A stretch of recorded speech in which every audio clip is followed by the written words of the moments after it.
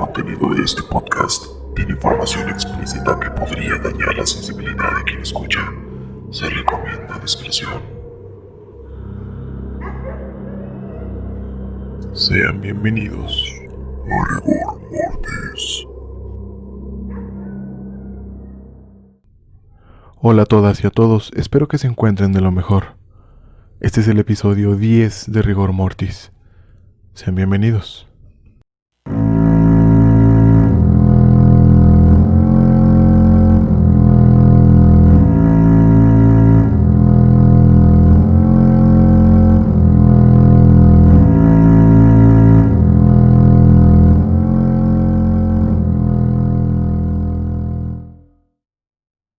A veces una gran cadena de estupideces pueden desembocar en una tragedia de tamaños colosales. Corría el año de 1992. El teniente coronel Hugo Chávez daba un golpe de estado fallido en Venezuela. Sailor Moon se estrenaba. La 64ª entrega de los Óscares se llevaba a cabo.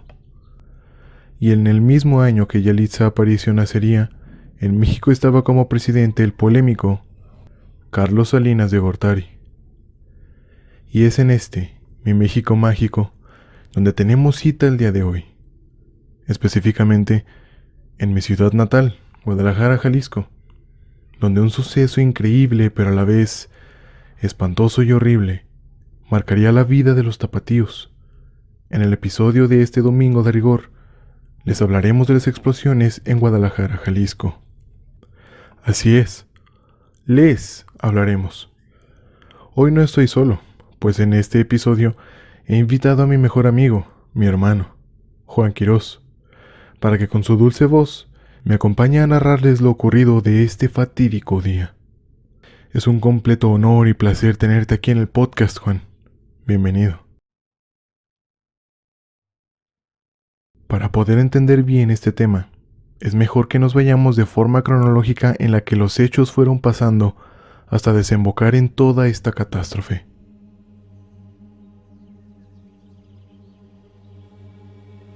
Días antes de la tragedia, en el barrio de Analco, en Guadalajara, uno de los primeros barrios en formarse en la ciudad. Desde las coladeras, desagües y hasta en el suministro de agua potable se podía percibir un olor fuerte a solvente que con los días solo se agravó. Por lo cual, los vecinos de la calle Gante el día 19 de abril hicieron un reporte por un olor muy fuerte a solvente que provenía de los baños de las casas, las regaderas y los patios, lugares donde habían llaves de agua potable o coladeras de desagüe. Las cosas siguieron empeorando. Para el 20 de abril se habían juntado muchos reportes de los vecinos de Gante y de otras calles, diciendo que el hedor a combustible en las tuberías y en su agua de uso diario cada vez era más fuerte. Por ello temían que lo que estuviera saliendo de las tuberías fuera agua contaminada con gasolina o alguna otra sustancia inflamable. No fue sino hasta el día 21 de abril que agentes del Sistema Intermunicipal de los Servicios de Agua Potable, conocidos como SIAPA, fueran a revisar los drenajes de las calles. Esta acción se llevaría a cabo 2 días después del primer reporte. Cuando revisaron las muestras de agua, el biólogo Luis Aceves Martínez dijo que el agua tenía una capa aceitosa en la superficie, algo parecido a la gasolina. Pero al no tener la tecnología suficiente para realizar el análisis a fondo, la muestra se envió al entonces Distrito Federal, ahora la Ciudad de México. El presidente municipal de Guadalajara, Enrique Dau Flores, declaró en ese entonces: mandamos a una persona a México desde mediodía para que analizara esas muestras. La mandamos a la Dirección General de Operaciones Hidráulicas del Distrito Federal, al laboratorio de Xotepingo. Mientras tanto, los ingenieros de Pemex, Petróleos Mexicanos, se defendieron diciendo que el color del agua mostraba que no era gasolina. El entonces jefe de bomberos, el mayor Trinidad López Rivas, estuvo presente cuando se tomaron las muestras de agua y añadió: se trataba de agua turbia y jabonosa, no olía agua de drenaje. Efectivamente, olía algún hidrocarburo, aunque este no era visible. El director del SIAPA, Gualberto Limón, también comentó: los ingenieros de Pemex estaban con una actitud de poca colaboración. como que ellos pertenecían a otra dimensión que no estaba dentro de la jurisdicción de las autoridades locales. Y no solamente eso, actuaban como que eran diferentes y superiores. A las 9 de la noche, la noticia era que la culpa de la contaminación del agua era de una aceitera, pero al mayor López Rivas no pareció lógica esta hipótesis. Más tarde, uno de los ingenieros de Pemex afirmó: "Aquí está el problema", refiriéndose a la aceitera, pero el CIAPA revisó las instalaciones de la aceitera y negó la posibilidad de que este fuera el motivo. El mayor Trinidad López le reclamó a los ingenieros de Pemex, recriminándoles el por qué no decían que habían hecho en los drenajes. Pero los ingenieros solamente mencionaron que ahí no había nada que estuviera relacionado con Pemex. Sin embargo, otras publicaciones daban versiones opuestas entre los ingenieros, pues mientras algunos decían que no había nada de Pemex, los ingenieros Clemente y Gustavo Valdés, quienes se encontraban en la calle de Gante, decían que sí se trataba de una fuga de gasolina, pero mencionaron que no era por la planta de recepción de Pemex en la colonia La Nogalera. El 21 de abril, se registraron temperaturas de 36 grados centígrados. A pesar de ello, los elementos de protección civil no le tomaron importancia y realizaban monitoreos en los drenajes sin saber que era algo de lo cual no tenían control alguno. El día 22 de abril, a las 3 de la madrugada, el mayor López Rivas informó a su jefe y al presidente municipal que ya habían limpiado completamente los colectores de agua y que había cero explosividad en ellos. Minutos antes de la tragedia, el director del CIAPA le informó al entonces gobernador de Jalisco, Guillermo Cosío Vidaurri, que todavía no resolvían el problema de todo, que habían observado variaciones. Sin embargo, el gobernador recuerda que el director del CIAPA me informó por los pormenores de una fuga en una aceitera que ya estaban resueltos.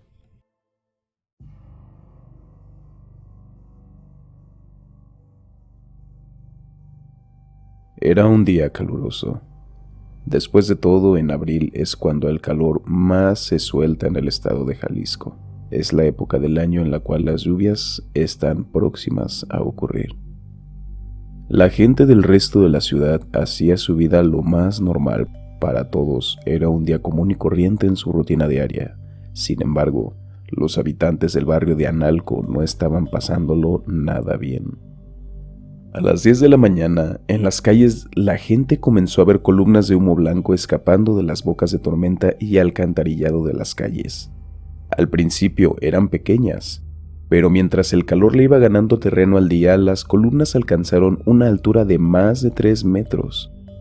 De inmediato, las personas comenzaron a reportarlas, pero pese a todos los reportes hechos, todas las revisiones y análisis que se hicieron, a pesar de que se realizaron exámenes de explosividad en los drenajes y dieron como resultado que era un alto riesgo de que explotara, nunca se dio la orden de desalojo por parte de ninguna de las autoridades. Ni el presidente municipal ni el gobernador de Jalisco se preocuparon por pensar en lo más importante: los habitantes de Analco y sus alrededores.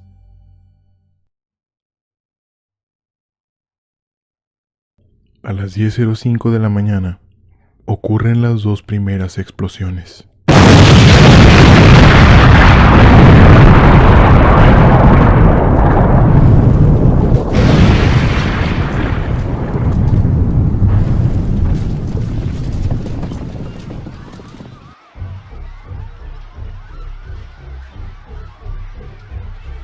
La primera en la esquina de la calzada Independencia y la calle Aldama, y la segunda al cruce de las calles Gante y 20 de noviembre. En un minuto la gente estaba haciendo su día lo más normal posible, y al siguiente, un fuerte estruendo desde abajo del suelo levantó losas de concreto hacia el cielo, cayendo y aplastando a la gente que estaba en la calle. De repente, el suelo había desaparecido, y con él algunas personas murieron al instante, despedazadas por la explosión o enterradas entre los escombros. A las 10 de la mañana, con 6 minutos, se recibe la primera llamada al número de emergencias. En ese entonces, 060. En estas llamadas reportaban que la calle había explotado. que había mucha gente herida y otra murió al instante. El caos había comenzado. 2 minutos más tarde, ocurre la tercera explosión. Un autobús del transporte público que circulaba normalmente por las esquinas de Gante y Nicolás Bravo es proyectado por los aires junto con todo el pasaje a bordo. Al caer, muchas de las personas murieron por el impacto contra el suelo. Personas yendo a trabajar, a la escuela o por algún pendiente que tenían que hacer ese día encontraron su trágico fin entre un ensordecedor estruendo, un vuelo no planeado y una caída mortal contra el suelo.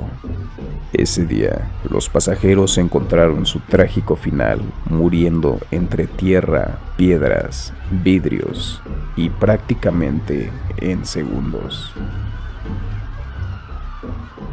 A las 10:12, la cuarta explosión en la avenida González Gallo se llevaba consigo fachadas de viviendas, negocios familiares, puestos de dulces en las banquetas y niños jugando en las calles. En segundos, todo estaba en pedazos. Eran las 10:15 de la mañana y las fábricas ubicadas a todo lo largo de la avenida González Gallo son evacuadas, tratando de salvarse, pues nadie sabía cuándo ni dónde ocurriría la siguiente explosión. A las 10:16 de la mañana comienzan a llegar los cuerpos de rescate. El rasgo más distintivo del mexicano sale a relucir, llegando voluntarios a ayudar, rescatando heridos y librando a los muertos entre los escombros. Utilizan sus vehículos para llevarlos a los hospitales más cercanos, uniéndose así para salir juntos de la tragedia. Pero este acto de completa valentía y unión, lamentablemente, no detendría lo que ya estaba sucediendo, ya que a las 10:23, la quinta explosión quitaba la vida a más gente en el cruce de la calle Gante y la calzada del Ejército. Aún más coches volaban por los aires, aterrizando en las azoteas de las casas, derrumbando al instante hogares completos aún con sus habitantes dentro y sepultando familias enteras debajo de los escombros. Se hicieron las 10:29 y el barrio de Mexicalcingo fue evacuado, salvando con este acto valiosas vidas. 10:31 de la mañana. La sexta explosión sacude el cruce de las calles 5 de Febrero y Río Bravo. Las personas que llevaban su día normal de trabajo terminan entre escombros, tierra y sangre, viviendo sin saber su último día de vida. A las 10:43, la séptima explosión proyectaba más vehículos y autobuses con pasajeros por los aires. Las tapas de los drenajes y las losas de concreto encontraban su destino despedazando por la caída a los transeúntes que se encontraban por ahí. A las 11 a.m. llegan más voluntarios y cuerpos de rescate. Los hospitales comienzan a llenarse de heridos. Recibían a personas en estado de shock, sin poder pronunciar palabra alguna. Otros gritaban y aullaban de dolor, todo entre el olor a sangre y una atmósfera de completo miedo, caos y locura. El personal de los hospitales no se daba abasto con tantos heridos que no paraban de llegar. 2 minutos más tarde, a las 11:02 de la mañana, llegaría la octava explosión en los cruces de Avenida Río Nilo y Avenida Río Bravo. Los conductores que transitaban de repente caían en los profundos hoyos que quedaban después de la explosión, cayendo a su vez encima de otros infortunados conductores que primero fueron proyectados al cielo, aplastando a personas que no habían muerto al instante después de su abrupto vuelo no deseado. Con la noticia regándose cual metástasis y el fuerte ruido escuchándose a lo lejos, 1 minuto después, las colonias Atlas, Álamo Industrial, El Rosario, Quinta Velarde, Fraccionamiento Revolución y el centro del municipio de Tlaquepaque comienzan a ser evacuados entre profundo terror y confusión. Los relojes marcaban las 11:16 de este fatídico día. La novena explosión ocurría en el cruce de Río Pecos y Río Álamo, dando lugar a la 10ª en González Gallo y Río Suchiate. llevándose vidas, familias, patrimonios familiares completos y negocios, dejando tras de sí solo un despojo de lo que existía segundos antes de la misma. Una vez terminadas las explosiones, la gente seguía en psicosis, esperando por otra explosión en cualquier lugar, en cualquier momento.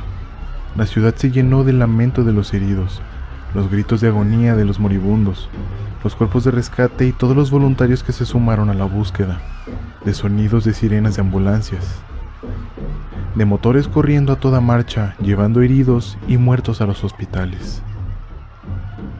El caos había imbuido por completo de zozobra a los habitantes de Guadalajara. No hubo más explosiones en el resto del día. Sin embargo, la gente aún seguía buscando a sus familiares y conocidos entre los escombros, debajo de los vehículos y en hospitales. Era tanta la ansiedad que el pánico de inmediato se apoderó de todos, pues hubo familias que desaparecieron por completo y no aparecían por ningún lado. No lograban dar con sus familiares, ni lograban encontrar los cuerpos sin vida.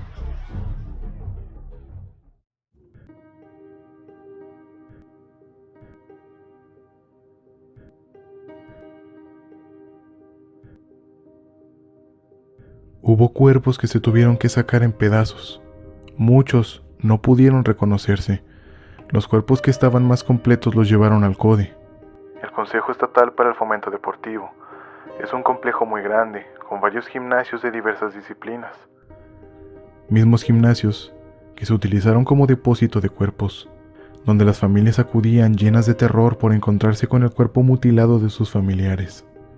Los cuerpos que ya no tenían forma alguna fueron depositados en la fosa de clavados del CODE, misma que fue vaciada para llenarla de formol y depositar todos los cuerpos destrozados de las personas. Fue algo que no tiene nombre. Fue muchísimo peor que una fosa común. Durante varios días, la gente seguía asustada porque en otra parte de la ciudad hubiera alguna otra explosión. Era mucha la inseguridad y las autoridades ni siquiera sabían qué hacer. Más tarde, el gobernador de Jalisco, Guillermo Cosio Vidarrúy, decidió ubicar un primer albergue para sobrevivientes en las instalaciones del Colegio de Jalisco ubicado en el barrio de Analco. Pero esta acción fue como tratar de tapar el sol con un dedo. Los daños materiales eran incalculables y los daños psicológicos eran aún más peores. Después de haber perdido a sus familiares o no encontrarlos, las personas afectadas se encontraban muy dañadas psicológicamente. Esto se tradujo a un golpe muy duro para miles de personas que vivieron lo acontecido. Después de más días sin respuestas de las autoridades, las personas comenzaron a exigir la indemnización por los daños causados por la ineptitud de Protección Civil, del CIAPA, la arrogancia del personal de Pemex, que, de brazos cruzados, negaron que se tratara de gasolina, del presidente municipal por no dar la orden de desalojo, del gobernador de Jalisco por interesarse tan poco en la gente afectada y sobre todo por ordenar que metieran trascabos a levantar todo el escombro, habiendo cuerpos enterrados aún, con completa indiferencia e insensibilidad. Levantaban piedras, basura y brazos, piernas, torsos o los cuerpos incompletos junto con todo el escombro, todo ante la vista de completa incredulidad de los habitantes, a pesar de las súplicas y exigencias de que no lo hicieran. Esto se llevó bajo la excusa de que el temporal de lluvias ya había comenzado y que no querrían arriesgarse a que hubiera algún tipo de enfermedad por el agua estancada junto con los cadáveres que se encontraban en descomposición. Toda esta narrativa de los hechos se escucha muy fría, muy inhumana y hasta cierto punto increíble. Desafortunadamente, ni Juan ni yo tenemos un testimonio que dar, pues esto pasó 2 años antes de que naciéramos, por lo cual hemos decidido traerles a ustedes el testimonio de nuestros familiares de lo ocurrido desde su perspectiva, en sus propias palabras y a casi 30 años de este trágico y traumante suceso.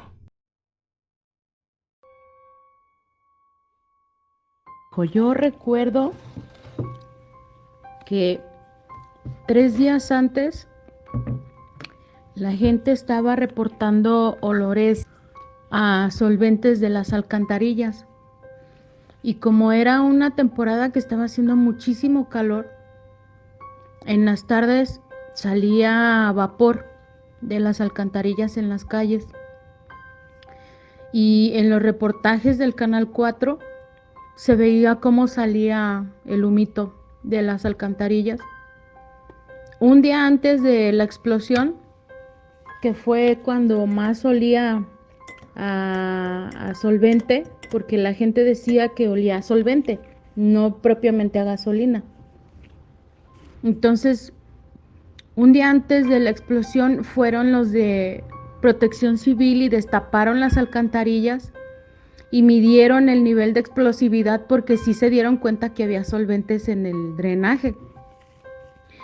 Entonces, en lo que es ahora Polanquito, en esa zona, fueron a destapar las alcantarillas y al medir el nivel de explosividad se dieron cuenta que sí era muy alto y que con el calor la posibilidad de explosión sí era alta y lo avisaron. Y el gobernador, Cosío Vidaurri, dijo que no era necesario que desalojaran las casas, que no iba a pasar nada. Entonces, como que eran instrucciones encontradas, y se fueron los de Protección Civil y la gente se quedó así, tranquila, con la versión que el tipo dio. Al día siguiente yo tenía cita en la clínica 14, porque me iban a hacer un procedimiento en la nariz. Entonces, yo me fui temprano para estar temprano allá. Y estando ahí, se escuchó así como cuando le pegas a una lámina grande y se escucha así como el sonido estruendoso, y como cuando se sacude y va perdiendo fuerza el sonido. Así se escuchó varias veces. En ese entonces yo todavía estaba esperando entrar con el doctor. Entonces ya entré yo y me estaban haciendo el procedimiento en la nariz cuando empezaron a entrar a todos los consultorios corriendo y gritando que todos se fueran a urgencias, que suspendieran todas las consultas y que después se reanudaban, pero que todos se fueran de urgencia a la parte de urgencias. Y a mí fue a la última que me alcanzaron a atender. Entonces ya me dieron mis indicaciones y todo, y empecé yo a caminar hacia la parte de la entrada, y a un ladito de la entrada en ese entonces estaba urgencias en la clínica 14. Y empecé a ver que llegaban camionetas, taxis, carros, motocicletas, con gente herida, todos corriendo, atravesándose el camellón. El transporte público se detuvo, la gente en la calle empezó a gritar. Yo me fui caminando porque pues me sentía muy desconcertada. Yo decía, ¿qué pasó? ¿Qué pasó en la ciudad? Entonces se oían sirenas por todos lados, hasta que alcancé a llegar a la calle de Medrano, que era donde pasaba mi camión. Entonces ya llegué yo ahí y tomé la 622, y la 622 venía harta de gente llorando, muchos niños, señoras bien asustadas. Entonces en ese momento yo ya me asusté, porque en ese entonces Katy trabajaba en esta feta que estaba por González Gallo, precisamente por ahí cruzaba la 622. Entonces empezaron a comentar de una explosión y cosas así, y entonces yo me empecé a preocupar muchísimo, ya me urgía llegar a la casa. Entonces llego a la casa y mi papá ya estaba viendo las noticias, y estaban transmitiendo la zona donde explotó, Y precisamente a espaldas de ahí era donde Katy trabajaba. Entonces en ese momento todos nos asustamos, todos. No sabíamos qué estaba pasando. En ese entonces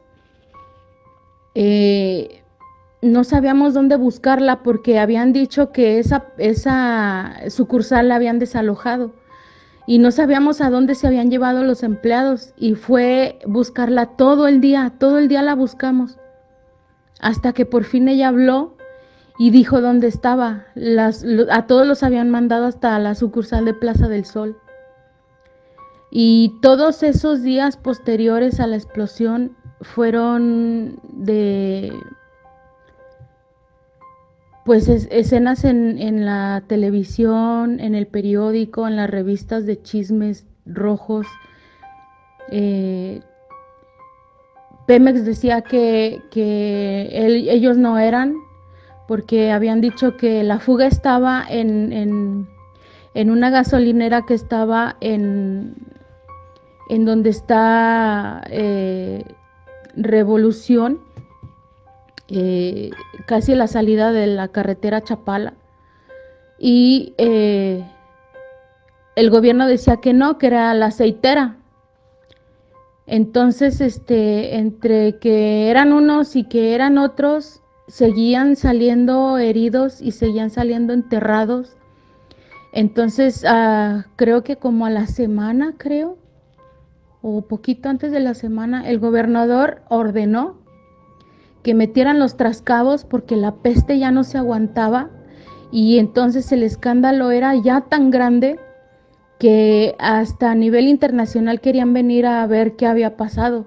Entonces, no me acuerdo si ya eran tiempos de elección, no recuerdo, pero el tipo quería que borraran todo indicio de lo que había pasado. Todavía había explotado y seguía saliendo gasolina. Por lo que había quedado del drenaje, seguía saliendo gasolina. Mucho tiempo siguió saliendo gasolina y todo eso se escondió. El gobernador lo tapó y a los reporteros se les dijo lo que tenían que decir. No decían la verdad, ni decían también cuántos cuerpos se habían llevado con los trascabos en la tierra, porque ya la peste era mucha y la gente no quería que metieran los trascabos porque querían encontrar todo lo que fue el domo del CODE. Estaba lleno de cuerpos y la gente tenía que entrar a reconocer, y muchos quedaron irreconocibles y fue como una pesadilla muy grande. Acercarse al CODE era sentir el olor de la muerte. Fue algo bien espantoso. Todavía la reconstrucción de ese lugar tardó muchísimo tiempo y las calles que quedaron así como socavones, como si hubiera explotado una bomba de guerra, era muy feo.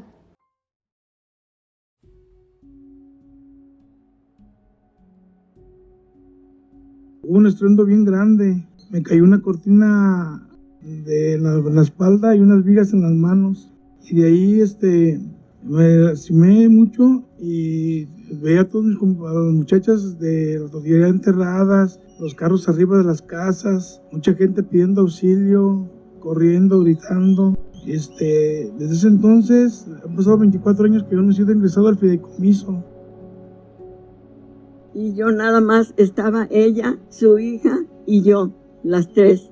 La niña estaba dormida, tenía 1 año. Me senté y empecé a preparar para hacer de comer. Y ella se metió a bañar. En ese momento fue la explosión.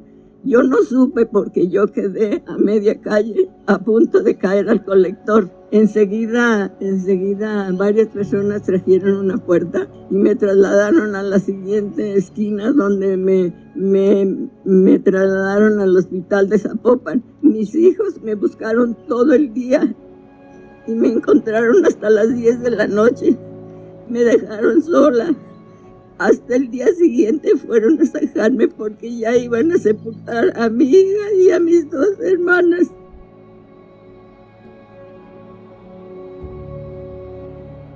Después de las explosiones, todo se puso mucho peor. Al haber tanta gente que se quedó literalmente en calle, perdieron todo: su casa, su familia, amigos y conocidos de toda la vida, pues recordemos que era uno de los barrios más viejos de la ciudad. La mayoría de estas personas eran gente que llevaba toda su vida viviendo en esa misma calle, en esa misma cuadra, en esa misma casa durante decenas de años. Por otro lado, el albergue funcionó por un tiempo, hasta que se retiró todo el escombro con todo y cadáveres. Se dio la prioridad a las reparaciones de tuberías y calles, pero no a la indemnización en forma de las personas que lo habían perdido todo, llegando a dar un chiste de indemnización o, en otros casos, solo promesas, pues a mucha gente no le pagaron nada ni les reconstruyeron sus hogares, que después del cierre de los albergues llevó a que las personas se convirtieran en indigentes. Esto a las autoridades no les importaba en lo absoluto, pues estaban más ocupados en maquillar las cifras reales de pérdidas tanto humanas como materiales, para poder cubrir la cagada de Protección Civil, CIAPA y sobre todo Pemex, quienes fueron los responsables de las muertes de cientos de personas, quienes con las manos manchadas solo se escondieron detrás del gobernador de Jalisco y del fabuloso presidente de ese entonces, Carlos Salinas de Gortari, sin hacerse responsables de nada en lo absoluto. En el informe que el presidente pidió venía lo siguiente: la sustancia que provocó las explosiones era gasolina en estado gaseoso. La gasolina ingresó a la red de drenajes por medio de una tubería de descarga, a razón de 1.1 a 1.3 litros por segundo. Fue la primera cifra calculada para saber cuánta gasolina pudo fugarse. La fisura por la cual se fugó la gasolina fue provocada por corrosión, de meses o incluso años de desgaste. Se responsabilizó a la empresa San Pablo, misma que se encargaba del desarrollo habitacional del Álamo Industrial, por haber colocado la tubería de drenaje cerca de las tuberías de descarga de gasolina. El CIAPA intentó lavar los drenajes, derramando agua para intentar bajar las cantidades de gasolina en los mismos, cosa que pudo haber provocado las explosiones, pues al abrir las alcantarillas ingresó oxígeno, un elemento esencial para que haya una combustión, y al haber intentado lavar el drenaje, ocasionaron que la gasolina viajara más lejos en las tuberías. Esto derivó a que hubieran explosiones en más calles. Se detectó la existencia de 2 fugas y no solo una como al principio se habían informado. Este descubrimiento fue encontrado por ingenieros petroleros y peritos, quienes inspeccionaron más de 60 alcantarillas a todo lo largo de las explosiones. Y pensar que los ingenieros de Pemex indicaron que no había nada de ellos en las tuberías. Durante casi un año, se utilizó este informe para dar las explicaciones suficientes para todos: sobrevivientes, ciudadanos de todo el país y el resto del mundo, además de maquillar las cifras de las pérdidas para encubrir sus estupideces como autoridad. Las cifras oficiales fueron 210 muertes, 1.480 lesionados, 1.250 viviendas afectadas, 450 comercios afectados. Pero la gente que vivió la catástrofe sabe que fueron muchas más pérdidas. En cifras extraoficiales, fueron de 250 hasta 700 muertes, 2.000 lesionados al menos, 1.480 viviendas afectadas, 900 comercios afectados. Habiendo una diferencia muy grande entre cifras, pues los testigos, las personas que vivieron esa locura, mencionan que mucha gente quedó enterrada. No se sabe con exactitud cuántas personas murieron, pero es un hecho que 210 muertes es una cifra ridícula para la catástrofe. La principal conclusión del gobierno federal fue la siguiente: las explosiones del drenaje de la ciudad de Guadalajara fueron causadas por la acumulación de hidrocarburos, solventes provenientes principalmente de la zona industrial, con aportaciones de talleres mecánicos y pequeñas industrias próximas al colector Intermedio Oriente, sin la presencia de gasolina nova, pues no se detectó en las muestras tomadas el 21 de abril. Dicha acumulación se provocó por la modificación de los colectores para la construcción de la línea 2 del tren ligero, de tal suerte que la gasolina localizada fue consecuencia y no causa de las explosiones. Esta detallada explicación con sustento científico, entre comillas, trató de evadir toda responsabilidad por parte de Pemex. Además que la actitud por parte del personal de Pemex se mostraba poco colaborativa y siempre a la defensiva. El hecho de que el 21 de abril, al portarse tan arrogantes, fuera una actitud para que evitaran descubrir la inusual movilización de camiones cisterna que se pudo observar días antes alrededor de las instalaciones de Pemex. Además, esta movilización no figura dentro del reporte oficial de la fabulosa PGR. Uno de los testigos declaró: "Mi papá me dijo, mira, están robando gasolina". Le pregunté, ¿lo denunciamos? Y me respondió, no, nos meteríamos en un problema. En 2002 apareció una nota en el diario público Milenio con el encabezado "Una falla del bombeo provocó las explosiones", que decía lo siguiente: los operadores de Pemex sabían que tenían un gran problema. Se registraba un derrame gigantesco alrededor de la planta en la mañana del 21 de abril. La protección catódica que debía proteger los ductos de la corrosión por medio de la inducción de corriente eléctrica no funcionaba correctamente desde años atrás. De inmediato nos lleva a pensar que la actitud de los ingenieros un día antes de la desgracia fue derivado a que sabían perfectamente de las fallas y que era muy probable que la fuga sí fuera suya. Pero al hacerse omisos, trataron de lavarse las manos, eso, y culpar a la aceitera y los talleres mecánicos de los alrededores. Esa evidencia sigue siendo circunstancial, pues al ser Pemex una empresa muy importante en el país, ni el gobernador de Jalisco ni el mismo presidente de México iban a culparlos.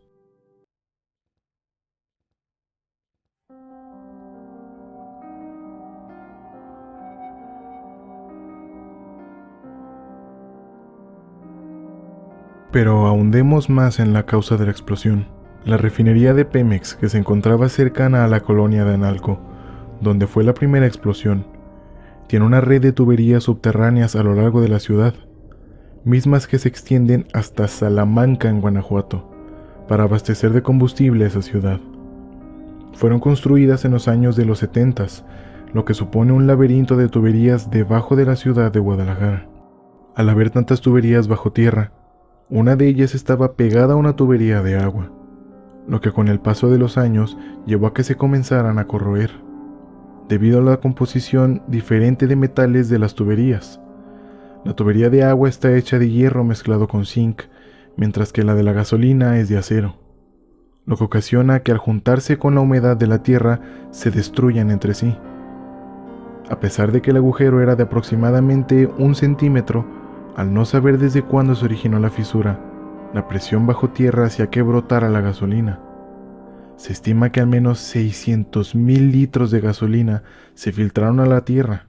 La fuga se encontraba a pocos metros del drenaje del sector Reforma, donde se encuentra el barrio de Analco, lo que llevó a que la gasolina rodeara por completo el tubo del drenaje y se filtrara por medio de pequeñas fisuras. Además que se pudo filtrar a su vez en el suministro de agua potable del mismo modo. A todo esto, hay que agregar que en la ciudad se estaba comenzando la extensión de la ruta del tren ligero subterráneo, la línea 2 del tren ligero. Cuando comenzaron las excavaciones, los ingenieros se toparon con un problema. Sucede que años atrás, en lo que hoy se conoce como Calzada Independencia, antes cruzaba un río llamado San Juan de Dios, del cual proviene el nombre de la colonia en la cual se suscitaron estos hechos. Este río llevaba agua limpia, pero con el paso del tiempo la gente fue asentándose cada vez más cerca de él, y con los drenajes improvisados comenzaron a contaminar el agua, la cual poco a poco se fue convirtiendo en aguas negras. El río fue cubierto con enormes tubos bajo tierra, y lo que fue un río de agua limpia se convirtió en el drenaje principal de la ciudad. No obstante, se generaron obras para la construcción del tren ligero, lo que ocasionaría que si ya de por sí había un completo desorden con las diferentes tuberías bajo tierra, se hubiese generado aún más desorden del existente, pues las excavaciones que estaban realizando se tuvieron que remover muchas tuberías del lugar. Presuntamente, esta fue la causa de por qué hubo esa fuga de gasolina bajo tierra. Lo que ocurrió después fue ridículo, pero ya es costumbre en mi México mágico. No hubo ningún responsable. Nadie fue multado, sancionado, despedido ni encarcelado por la negligencia tan grande que hubo por parte de todos. Incluso, después de años, y ya que dejó su cargo, el director del CIAPA en ese entonces, Gualberto Limón, informó: por la mañana de ese día me informaron, Gualberto, es gasolina. Refiriéndose a que el día de las explosiones, por la mañana, antes de toda la desgracia, él ya sabía lo que contenían las tuberías. Es decir, él tuvo la información y decidió no hacer nada.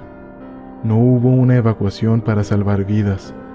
Todo terminó con cientos de muertes y aunque no fueron castigados, el comandante de bomberos, el director del CIAPA, los ingenieros de Pemex, los que fueron a poner sus estúpidas excusas, los que no dieron el mantenimiento debido a las tuberías y los que evadieron las culpas, el presidente municipal y el gobernador de Jalisco, se mancharon las manos con la sangre de inocentes que no tuvieron ninguna culpa sobre lo ocurrido, que sus vidas dependieron de un montón de incompetentes que les corría engrudo por la sangre y que decidieron hacer absolutamente nada, que durmieron tranquilos las noches siguientes y no perdieron ni sus empleos.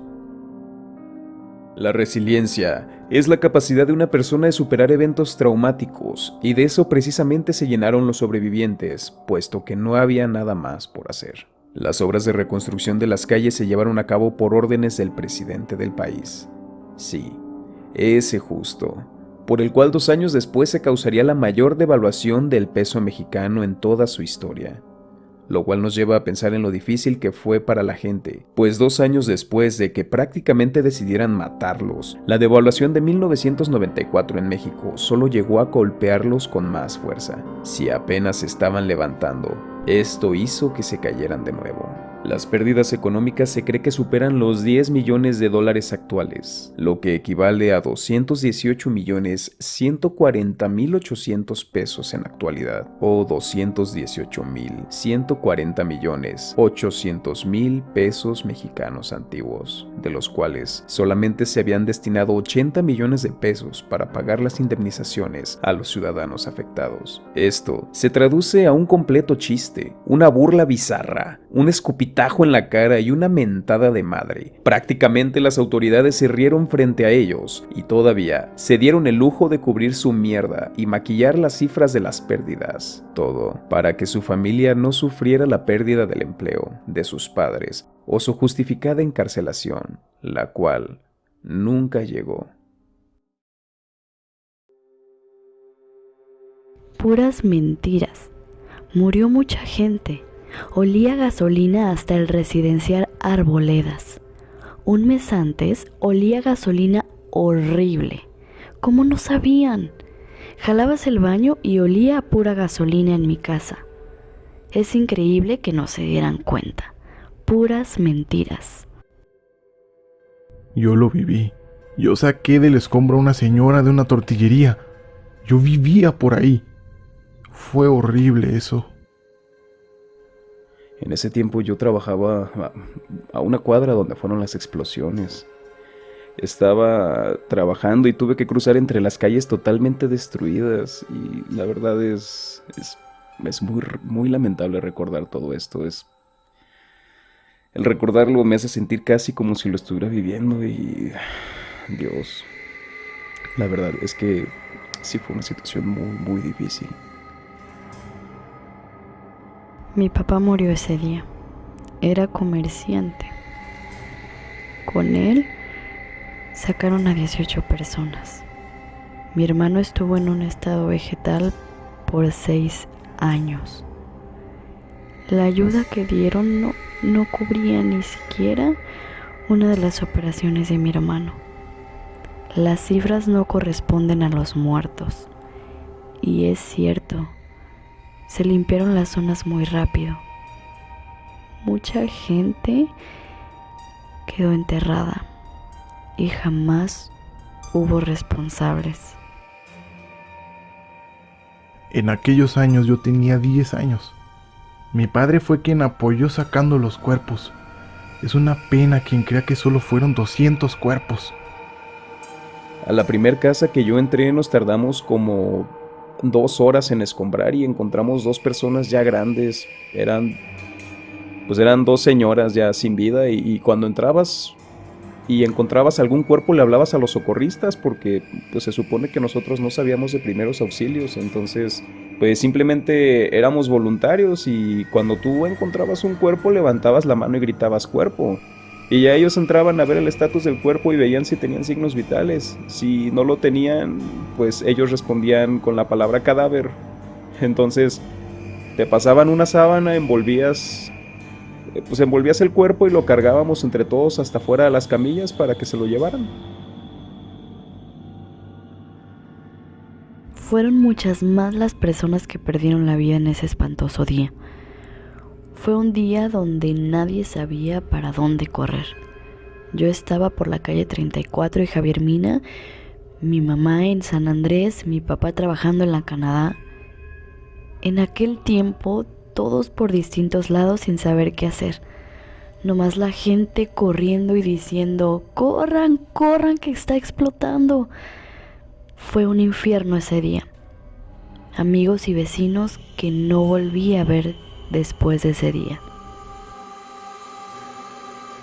El rictus de los muertos. El hecho de que encontraras a alguien ahí haciendo algo y le vieras la cara como de sufrimiento, o por ejemplo, no sé si has visto la cara de un muerto en la funeraria. Ellos la tienen como si estuvieran en paz, pero ellos no. Ellos tenían cara de como si hubieran luchado, como de agonía, de susto. Así era la cara de todos. Como estos, hay miles de testimonios sobre lo ocurrido. Hasta la fecha es una herida que jamás ha podido cerrarse. Los años transcurrieron y solo quedó un muro donde están algunos de los nombres de los fallecidos de ese fatídico día, donde cada año, cada 22 de abril, los vecinos de la colonia Analco se reúnen para oficiar una misa y oraciones para sus muertos, pronunciando cada año la frase "El 22 de abril de 1992 no se olvida", como un recordatorio de los tapatíos para que no olviden lo sucedido. No confían en sus autoridades, no confían en el partido político que los tenía como líderes en ese año. No confían en nada. Pues a exactamente 29 años de que esto ocurrió, no existe responsable alguno que pague un castigo. La mayoría de los que me escuchan saben lo que es perder un ser querido.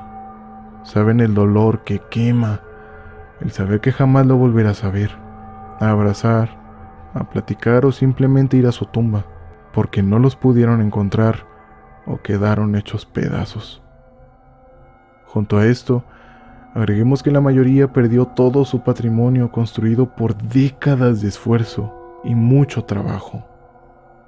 Y 2 años después, también perdieron su empleo por la devaluación en México. Los sobrevivientes fueron silenciados al pasar de los años. Sus gritos clamando justicia, su coraje por no tener a nadie que pagara por esto, se apagó. Al final solo quedaron vestigios de lo que fue y jamás volvió a ser. Y en todas las calles donde hubo explosiones, algunos vecinos de la zona mencionan que cuando las calles están en silencio por las madrugadas, suelen escuchar los quejidos agonizantes de la gente que murió ese día, posiblemente viniendo desde debajo de sus casas, justo en los cimientos, pertenecientes a los cientos que quedaron sepultados y no pueden descansar en paz, siendo sus gritos los que aún siguen vivos.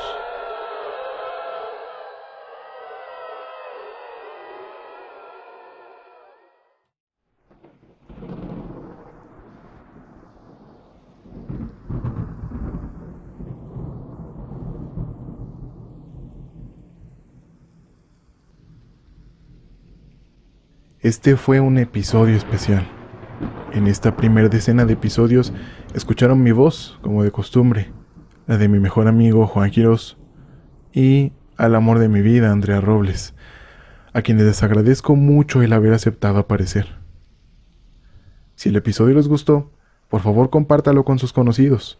Esto me ayuda mucho a crecer nuestra comunidad. Muchísimas gracias. Recuerden seguir el podcast en todas sus redes. En Instagram aparece como @rigor.podcast, en Facebook como Rigor Mortis Podcast, y en Amazon Music, Spotify, YouTube y Apple Podcasts lo pueden encontrar como Rigor Mortis. A mí, si me quieren seguir, estoy en Instagram como lalo_Miranda. Yo, en cuanto a redes, me encuentro de momento invisible, pero esto no quiere decir que no nos volvamos a escuchar pronto dentro de este canal. La voz femenina es cortesía de Andrea Robles. Síganla en Instagram como @andy_.romore. Esto fue Rigor Mortis. Y ustedes son asombrosos. Hasta la semana que viene.